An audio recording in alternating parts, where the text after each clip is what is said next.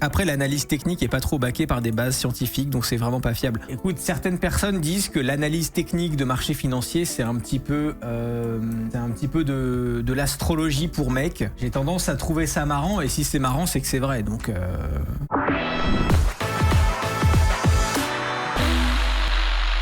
Va voir Orange, le début est dingue. Imagine investir dans une boîte française, le cauchemar. Je vois même pas Orange en fait, je les vois même pas listés en France. France Télécom, c'est quoi leur ticker? Euronext Paris. Donc ça c'est Orange, jamais vu cette boîte. Oh le meme coin. Ah bro.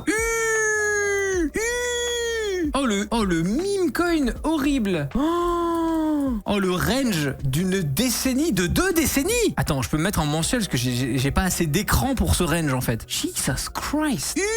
Qu'est-ce que c'est que ça?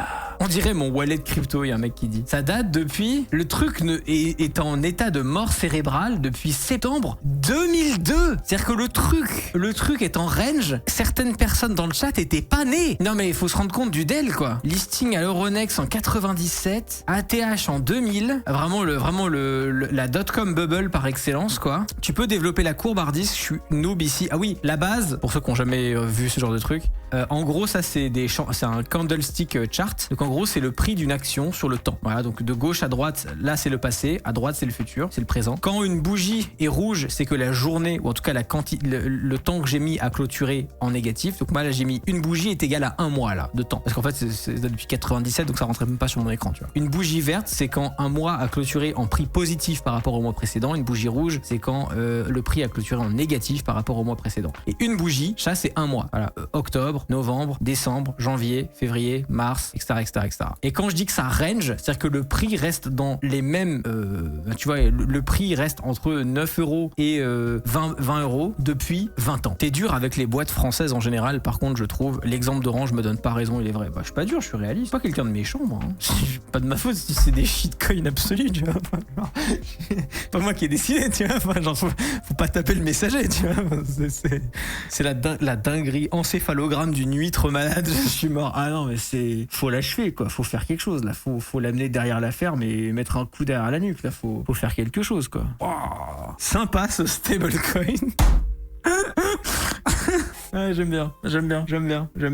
bien cette blague. Étant noob, le fait que ce soit stable, c'est pas bien. Bah en fait, ça représente la croissance d'une boîte. Et une boîte, si elle croit pas, bah elle peut pas investir dans son avenir. Et elle coule, sauf si l'État met de l'argent dedans. Et comme c'est une ancienne boîte publique, j'imagine que c'est le truc est sous respirateur artificiel de l'État français, quoi. Mais en gros, oui, en gros, si tu ne grandis pas, bah les gens qui ont investi dans toi ont aucun rendement depuis 20 ans. Et genre, bah du coup, t'attires pas de nouveaux capitaux, donc t'as pas de capitaux pour grandir, donc t'as pas donc, enfin, voilà quoi, tu vois. Non, pas du tout. Même des grosses boîtes de darons comme Air Liquide ou Saint-Gobain, ça performe. Oui, mais le problème, c'est qu'est-ce que ça dit de notre économie en fait. Si le contre-argument c'est de dire genre ouais mais quand même on a Saint-Gobain qui performe, et encore une fois j'ai rien contre Saint-Gobain personnellement, je dis juste que Saint-Gobain est une boîte d'hommes de 50 ans bedonnants qui prend du pâté en brasserie au déjeuner quoi. Et donc en fait si ton économie est remplie uniquement de boîtes qui font du gaz et des trucs comme ça qui datent de la Renaissance, il y a aucune vie, aucune croissance, les jeunes ne font rien parce qu'ils peuvent rien faire, bah juste t'as une économie du Moyen-Âge quoi. En fait, c'est ça que je dis quoi, tu vois. Faut pas oublier les dividendes. Oui, mais enfin bon, tu peux détacher 1,24 € de dividendes par action pendant 20 ans si tu veux, mais tu feras pas mieux que le S&P 500 quoi, c'est ça que je veux dire. C'est ça moi que je trouve horrible avec le CAC 40 français, c'est que le CAC 40 français, il est en surpoids, il pue de la gueule, et il dit des choses racistes dans un taxi en fait, tu vois. Si on devait en faire un personnage, c'est ça qui est relou quoi, tu vois. C'est ce qu'on appelle l'économie réelle, les économies européennes sont basées dessus. Dire que... Ouais. En gros, ça revient à dire que les 24 dernières années d'évolution technologique sont pas de l'économie réelle, qui, à mon sens, est une position audacieuse, mais tu peux la tenir si tu veux. Pour les viewers, compare le CAC 40 dividendes réinvestis et le S&P 500, comme ça les novices voient le souci. C'est une bonne idée, mais je ne sais pas où trouver cette charte. C'est une très bonne idée, mais je ne saurais pas te dire où trouver une charte comparative comme ça. Je pourrais peut-être la builder sur TradingView, mais ça me prendrait 25 ans parce qu'il faut que je trouve les tickers et je les ai pas là.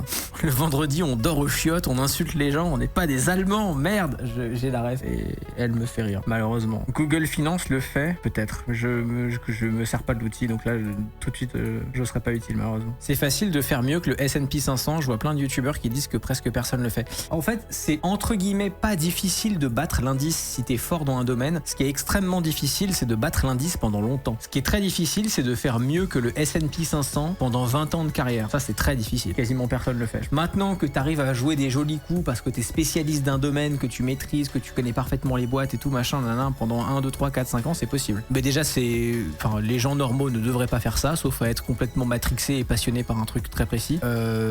Et surtout, dans la longueur, même les gens comme ça, très très spécialistes, n'y arrivent, je pense pas. Thunderbolt qui dit: tu veux connaître le secteur le plus porteur en France, l'armement, on sort H24 des dingueries. Il y a des boîtes d'armement cotées à Euronext. Attends. On en est à googler des boîtes d'armement françaises. Qu'est-ce qui se passe? Il n'y a pas un ETF armement? Non, on n'est pas aux US. Thales, ouais, mais Thales, c'est pas vraiment. Thales, c'est trop de choses pour se dire: ah oui, c'est ce marché de l'armement qui marche. Dassault, c'est pareil. Dassault, ils font trop de choses. Ouais, tout le monde spam Dassault et Thales, mais c'est des boîtes qui font tellement de choses que c'est très compliqué de dire est-ce que c'est ce secteur et cette business unit plus qu'une autre. Nexter, je connais pas. Est-ce qu'ils sont listés Euronext? Non, ils sont pas listés. Je trouve pas le ticker. Naval Group, ils sont pas listés. J'ai fait 45% l'année dernière jusqu'à me faire couper en deux il y a pas longtemps. Faites attention. Le DSCA sur S&P 500, D6 de way. Bah, c'est le problème de tous les gens comme toi, Ayon, mais on est tous passés par là, t'inquiète. Hein. C'est que quand tu outperformes l'indice, parce que tu te crois malin à faire du stock picking, je dis ça respectueusement parce que ça m'est arrivé aussi, bah le marché te rend la punition de l'autre sens aussi. Hein, donc, ouais, MBDA n'est pas listé, c'est pas une boîte publique. Le marché rend humble, exactement, le marché rend très très humble. Je connais rien du tout à ça, vous avez une ref pour apprendre les bases. Alors moi j'ai une nouvelle technique pour les gens qui veulent apprendre comment ça marche les marchés financiers et tout sans tomber dans des dingueries. En fait j'y avais jamais pensé. Tu tapes les mots-clés sur YouTube et tu regardes n'importe quel youtubeur, même des gens qui disent n'importe quoi. Juste tu gardes un truc en tête, c'est que dès que cette personne veut te vendre quelque chose, t'y vas pas. Et en fait ce filtre mental il est incroyable. Parce que t'as plein de gens qui font du contenu en mode genre ils expliquent des trucs vraiment bien et puis après au milieu ils font et d'ailleurs il y a mon groupe privé sur Telegram ou du coup machin, t'y vas pas. C'est tout. Tu prends juste les infos et voilà. Et tu vas pas sur les trucs à la con. Et grosso modo, c'est pas trop mal.